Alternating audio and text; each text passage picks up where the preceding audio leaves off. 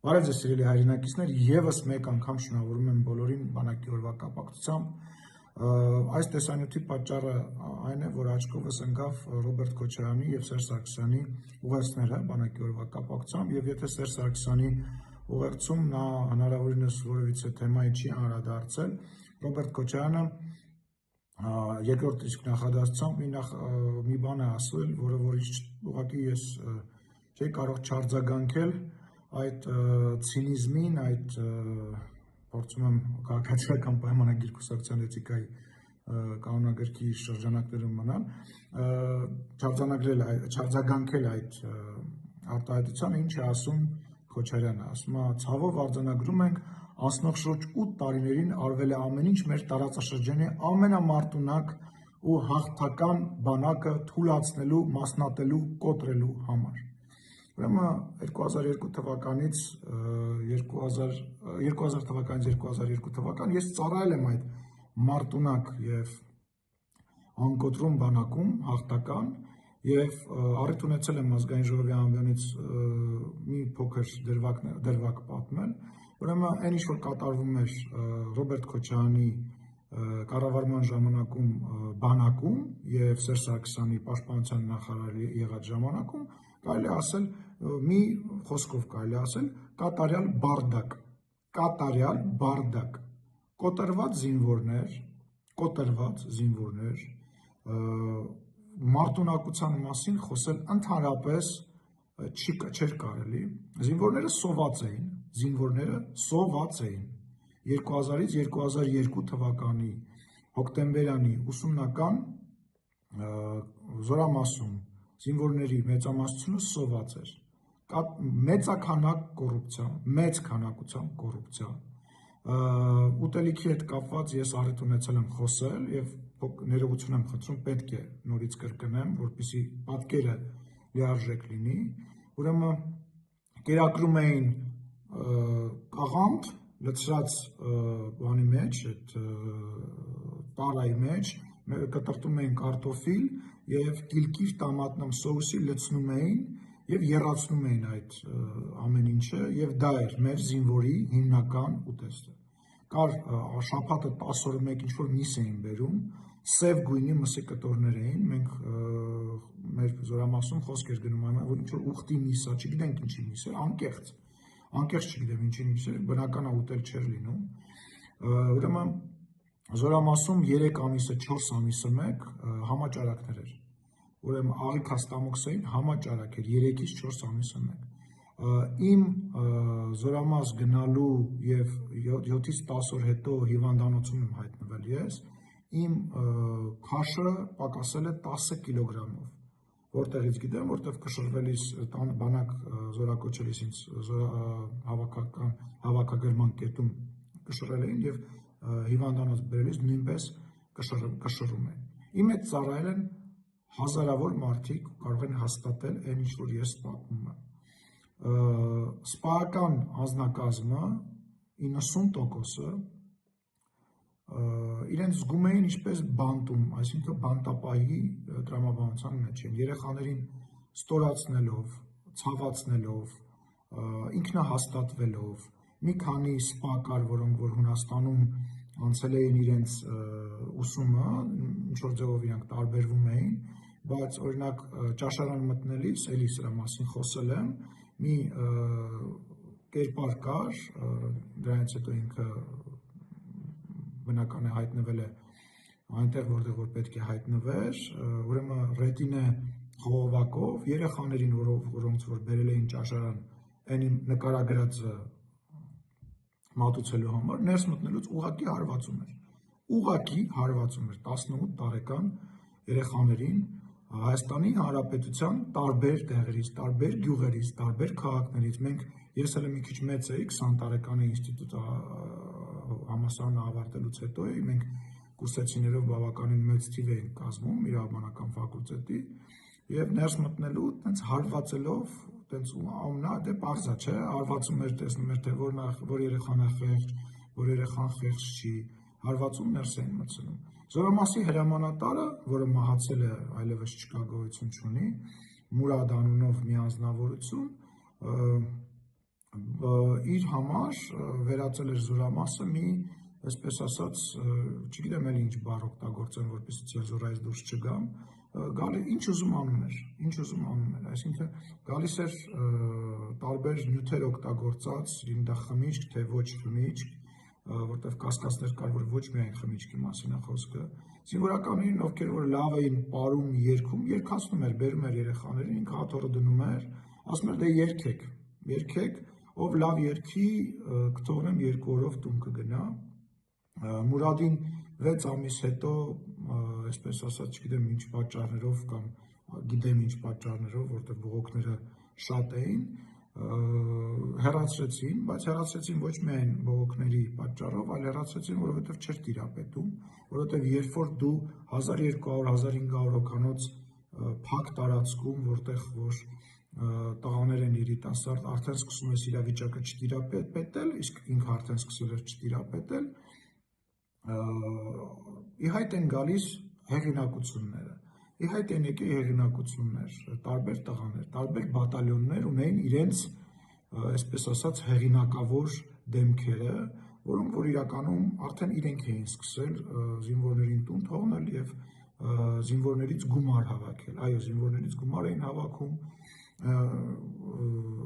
ես չգիտեմ գիտեք թե չէ, որ զինվորներին ինչ որ գումար է հասնում, այն ժամանակ եթե չեմ սխալվում, դե 26 տարի է, 24 տարի է անցել, դա մոտապես 300 դրամի սահմաններում էր անում, եւ մարդ կար, որը որ այդ զինվորների գումարները հավաքելով իրեն մեքենա առավ, այդ այսպես ասած նորաստեղծ հեղինակություններից, սա էր Մարտունակ բանակը, երեխաները բոլորը հյուծված, սա այն երեխաներն են, ես ուզում դուք հասկանաք, սա այն ուսումնական զորամասն էր 2 տարի, որը 6 ամիսը մեկ նոր կազմ էր ստանում, սա այն հաստատություն էր, որը որ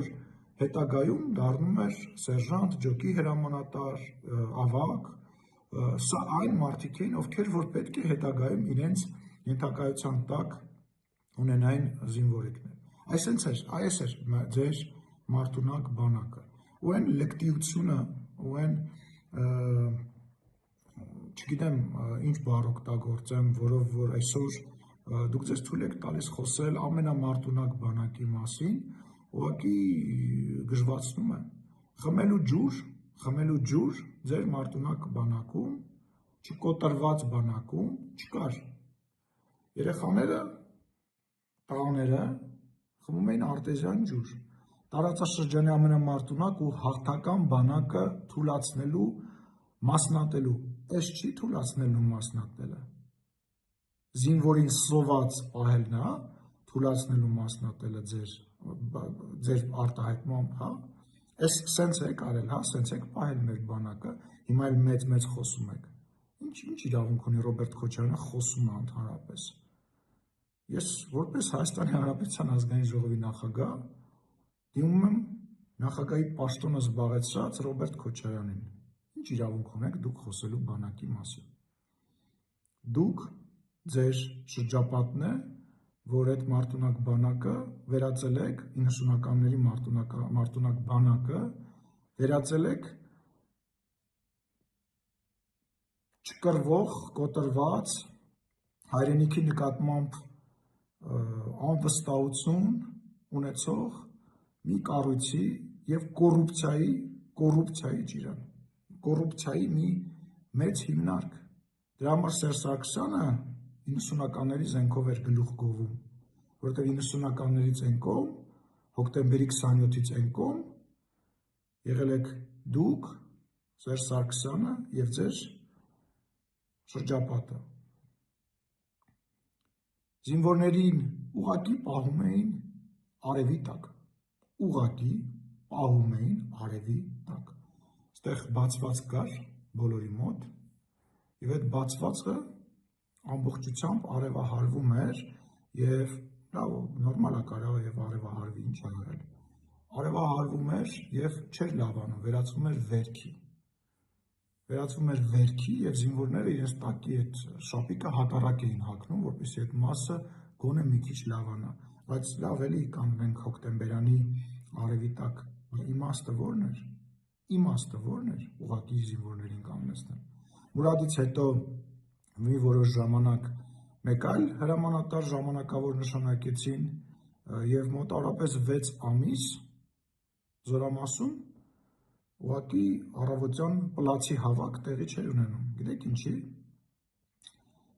Որովհետեւ այն մարդիկ, ովքեր որ ամեն մի բատալյոնի, այսպես ասած, 4-րդ բատալյոնի,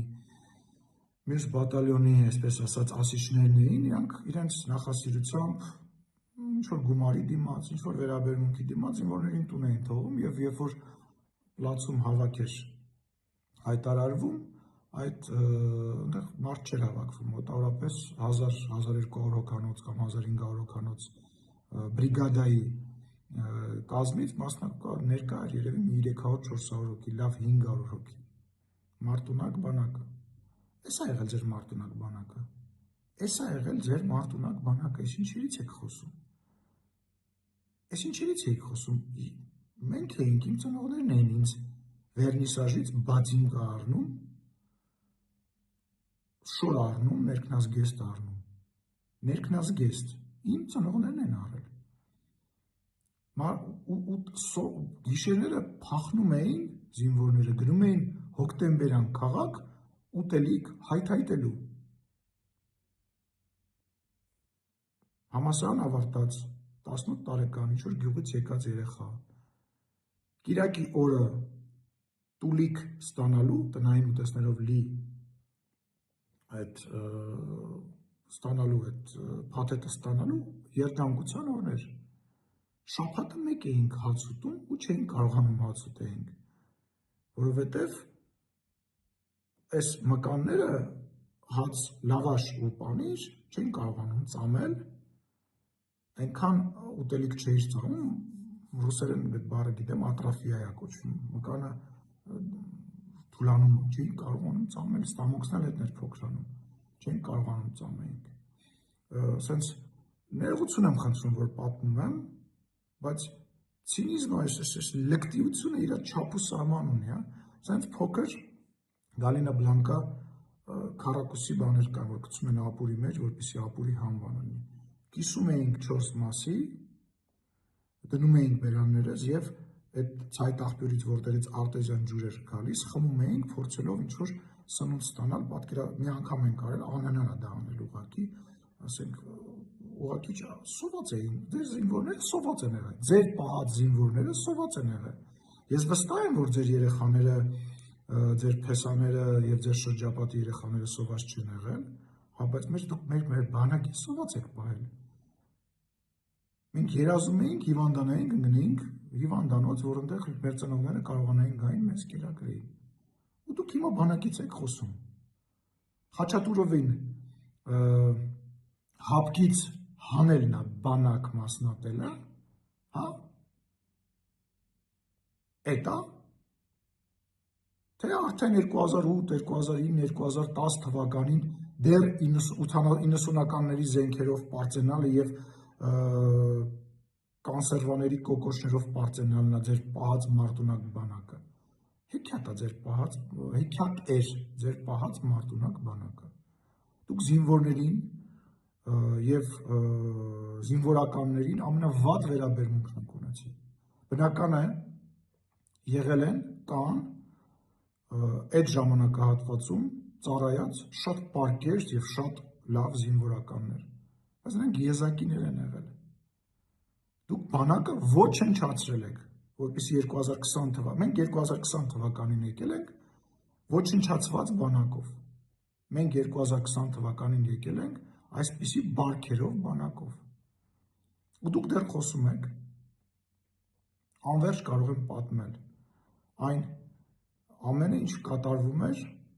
Ռոբերտ Քոչարյանի եւ Սերժ Սարգսյանի բանակում։ Ինչպես դուք եք միֆ,